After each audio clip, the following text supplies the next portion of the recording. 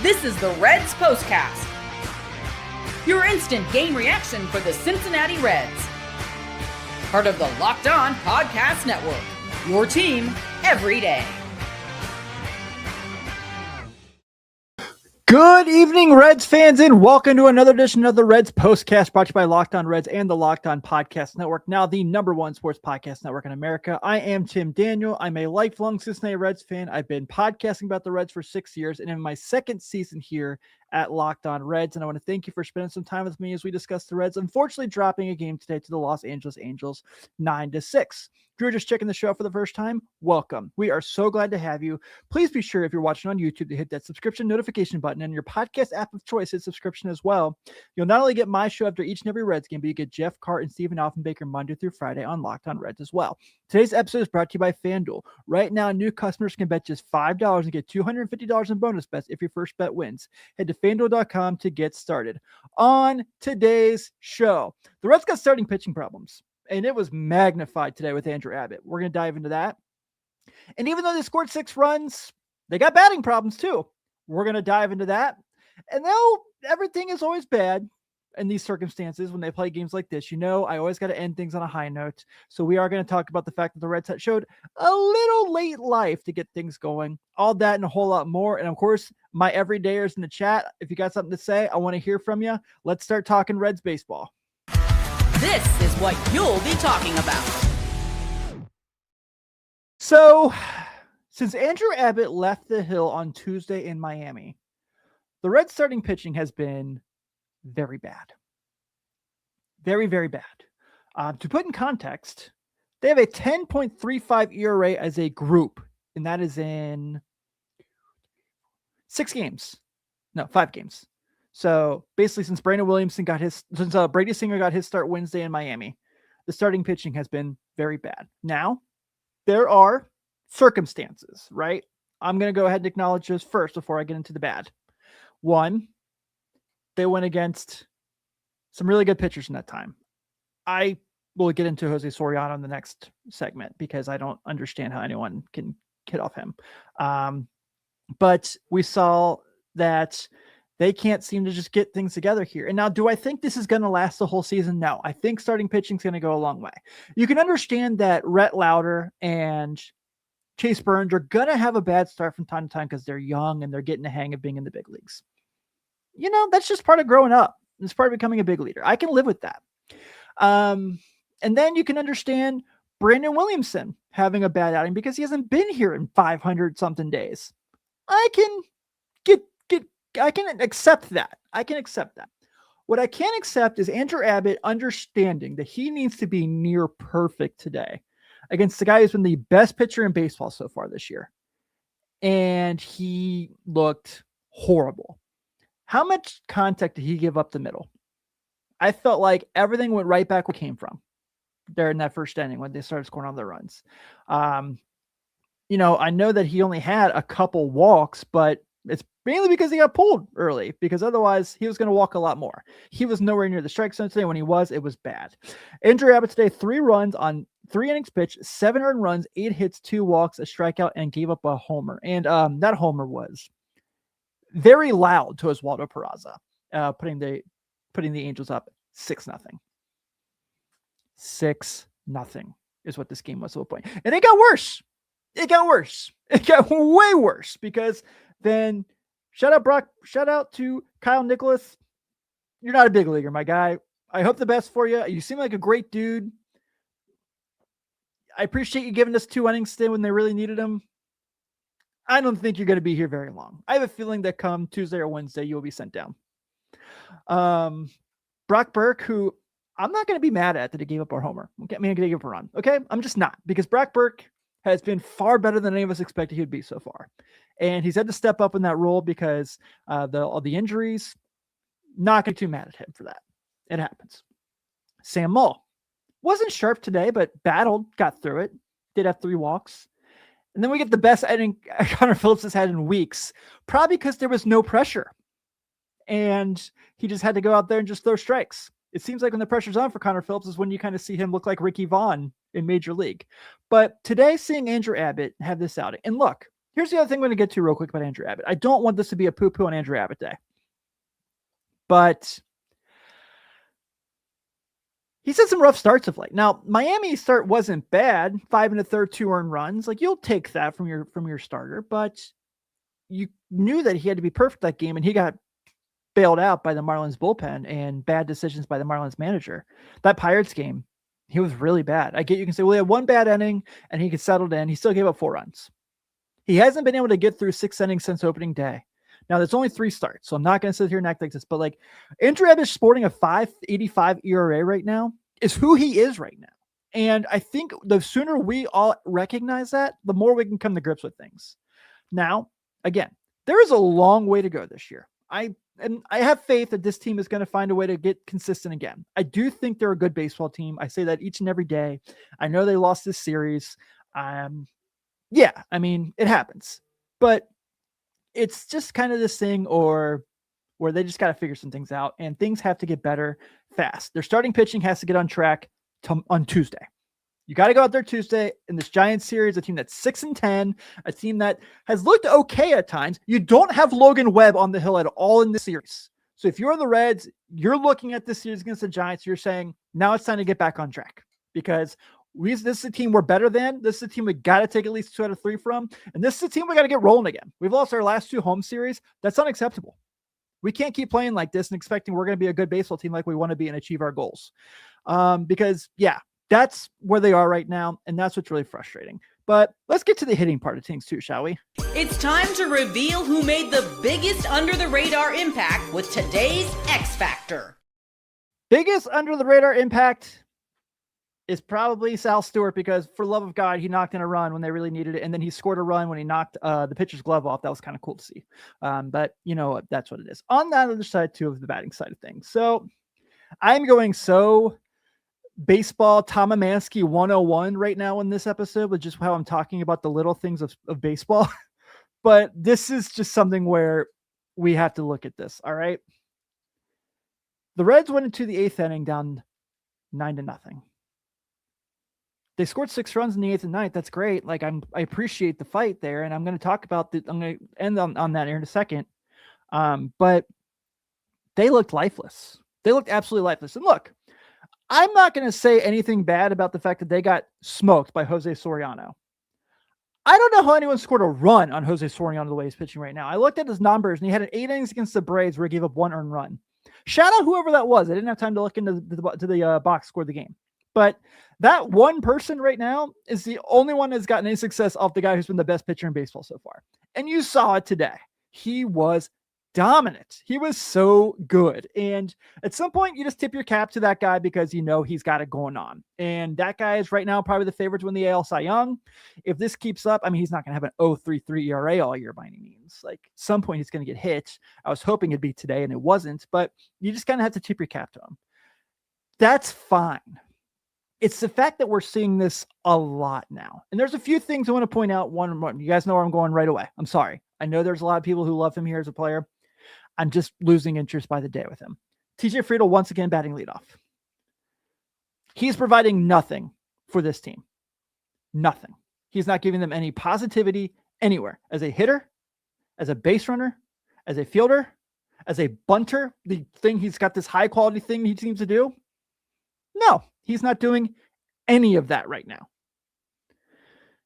I know that people are really frustrated with Matt McLean, and I get it. The numbers don't look very good if you look on the back of a baseball card. Pull up his baseball savant page. Things look okay. I know people are frustrated about Eugenio Suarez. We talk about this all the time. That is who he is. I am not worried about Eugenio Suarez. He's going to be just fine. Here's where I get worried.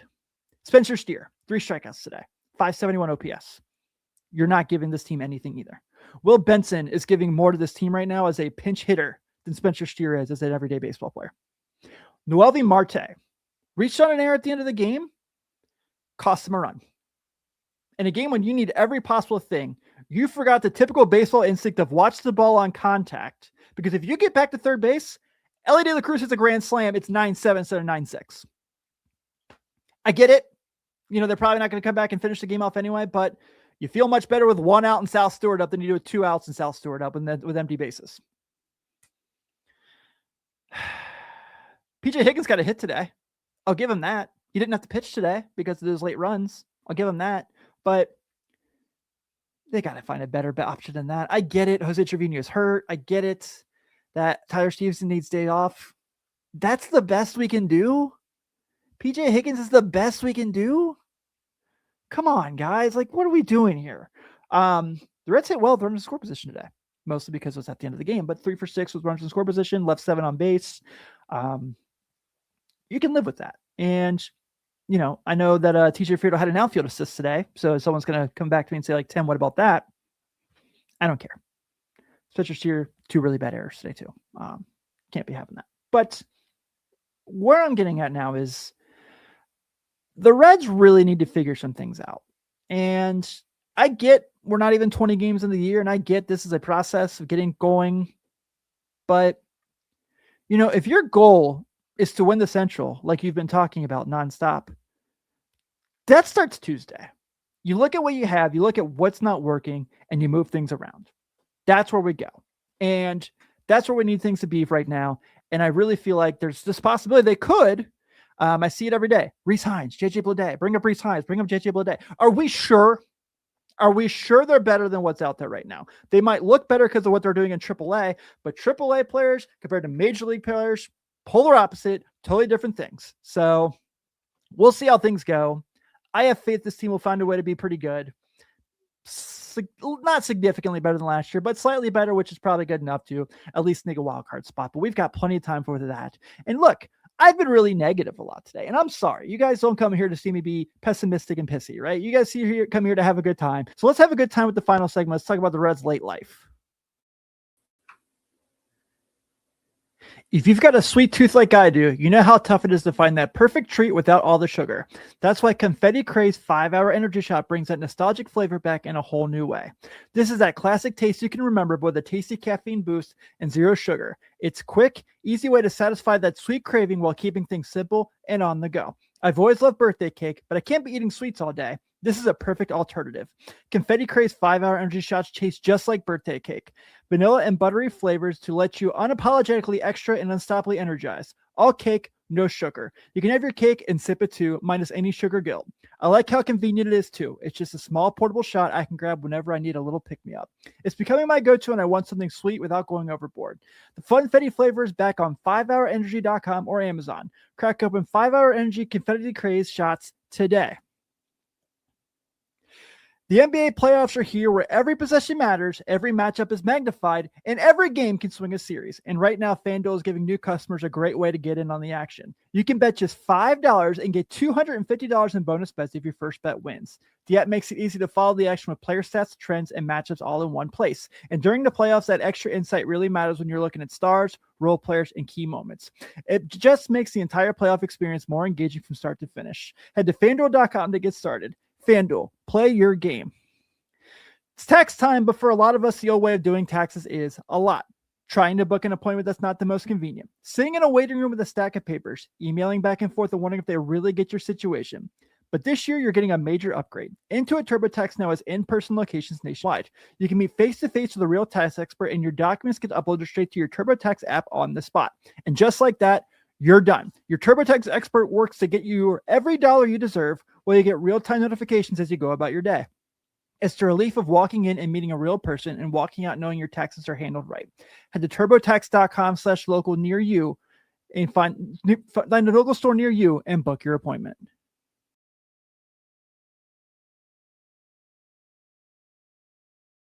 As always, got to give some love to our everydayers here on the Reds Postcast. I love you all. Even when I'm not my normal happy self, I still love you all, and I really appreciate you spending some time with me in wins or losses. But hey, how about the Locked On Everydayer Club? It's the coolest thing going, and you should be a part of it. Right now, baseball is finally back, and to celebrate, I'm giving you a full month of the Everydayer Club for free. Go to lockedonreds.supercast.com and use code FINALLY. You'll unlock every episode ad-free and get access to our private listener group chat. Tap the link in the show notes and use code FINALLY to claim your free month.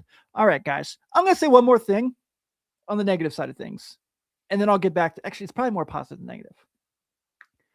I'm at the point where I'm playing Dane Myers more than I'm playing TJ Friedl. And I get it. He had one at-bat today. But he's giving them a chance to at least get a run. And that's more than we can say about Friedel. So to put in context, Friedel's got a 439 OPS, far many more at-bats than Myers. I get it. Myers is coming to the 633. That's still not very good, but I at least know that he has a chance to get on base. And I don't feel like that's the possibility with Friedel anymore. Okay, let's get to our Locked On Player of the Game. This is the Locked On Player of the Game. How about Elly De La Cruz with yet another home run from the right side of the plate? Let me read this to you guys. I just saw it during the ad break there. My man Brandon, on base with Sheet, Reds fan Brandon. Check this out. Elly De La Cruz home runs by the right side by season. 2023, 122 plate appearances, 2. 2024, 217 plate appearances, 6. 2025, 210 plate appearances, 5.